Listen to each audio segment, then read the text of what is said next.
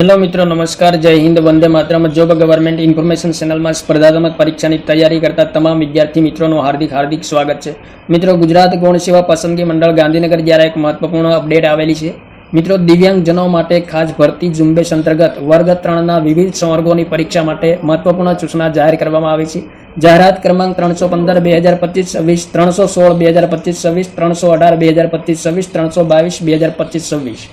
આ તમામ સંવર્ગોના ઉમેદવારોએ સ્પર્ધાત્મક પરીક્ષાના કોલ લેટર ડાઉનલોડ કરવા અને દિવ્યાંગ ઉમેદવારો માટે લહ્યો એટલે કે વળતર સમય મેળવવા બાબતે અગત્યની જાહેરાત આવેલી છે. જોઈએ વિગતે મિત્રો.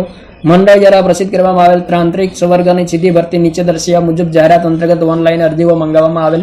ઉક્ત અરજીઓની પ્રાથમિક ચકાસણી એક કરતાં વધુ અરજી કરેલ છે કે કેમ અને જનરલ કેટેગરીના ઉમેદવારોએ પરીક્ષા ફી ભરેલ છે કે કેમ, જેમના અંતે લાયક ઠરેલ ઉમેદવારોની જાહેરાતમાં દર્શાવ્યા મુજબ MCQ CBRT પદ્ધતિથી પરીક્ષા યોજવા બાબતે મંડળ દ્વારા 18/8/2025ના રોજ અગત્યની સૂચનાથી તારીખ અને સમય નક્કી કરવામાં આવેલ છે, જેની વિગત નીચે દર્શાવેલ કોષ્ટકમાં આપેલી છે. તો કોલ લેટર ડાઉનલોડ કરવાની અહીં મિત્રો તમામ સૂચના આપેલી છે. પરીક્ષાની તારીખ, સંવર્ગનું નામ, કોલ લેટર ડાઉનલોડ કરવા માટેનો સમય, તમામ સૂચનાઓ આપેલી છે.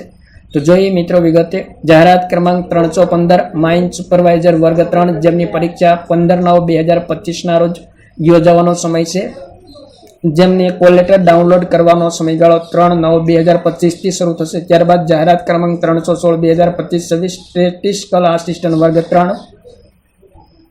ત્યારબાદ જાહેરાત ક્રમાંક 318 સર્વેયર વર્ગ 3.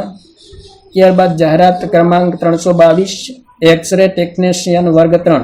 આ તમામ સંવર્ગોની પરીક્ષા મિત્રો 15/9/2025ના રોજ સોમવારે 12:30 કલાકે રિપોર્ટિંગનો સમય છે અને પરીક્ષાનો સમય મિત્રો 14 થી 17 કલાક દરમિયાન છે. અને તમામ સંવર્ગના કોલ લેટર મિત્રો 3/9/2025ના બપોરના 12 કલાકથી ડાઉનલોડ થશે અને 15/9/2025ના બપોરના 13:45 કલાક સુધી ડાઉનલોડ કરી શકાશે.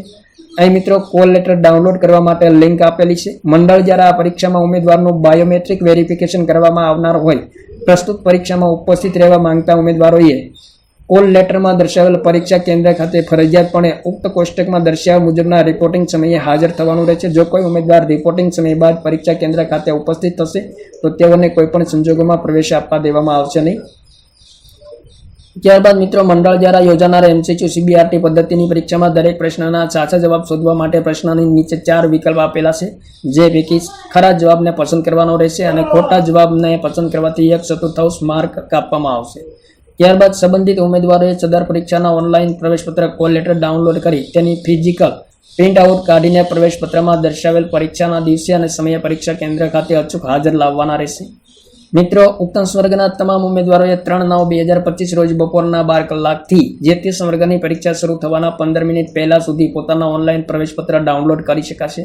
અહીં મિત્રો કોલ લેટર ડાઉનલોડ કરવા માટેની પ્રક્રિયા સંબંધી મહત્વપૂર્ણ માહિતી આપેલી છે. મિત્રો, લિંક પર ક્લિક કરવાનું છે, ત્યારબાદ કન્ફર્મેશન નંબર એન્ટર કરવાનો છે અને ડેટ ઓફ બર્થ નાખવાની છે, ત્યારબાદ કેપ્ચા કોડ નાખવાનો છે, ત્યારબાદ મિત્રો લોગિન પર ક્લિક કરવાનું છે. ત્યારબાદ મિત્રો આ રીતનું પેજ જોવા મળશે, જેમાં person details, roll number, application number, તમામ માહિતી જોવા મળશે.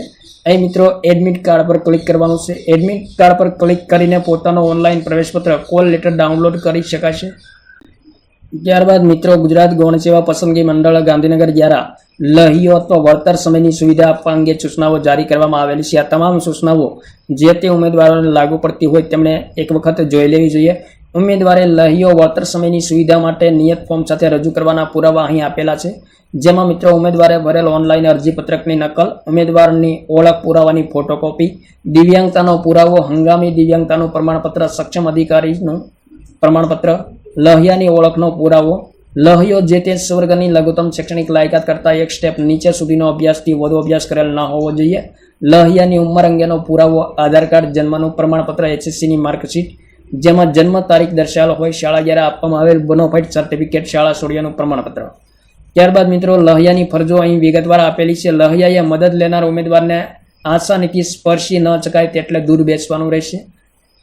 તમામ સૂચનાઓ મિત્રો એક વખત વાંચી લેવી જરૂરી છે. અને બિડાણ દસ્તાવેજો અહીં આપેલા છે. લહ્યાની સુવિધા માટેનું ફોર્મ, વળતર સમયની સુવિધા માટેનું ફોર્મ અને એપેન્ડિક્સ 1.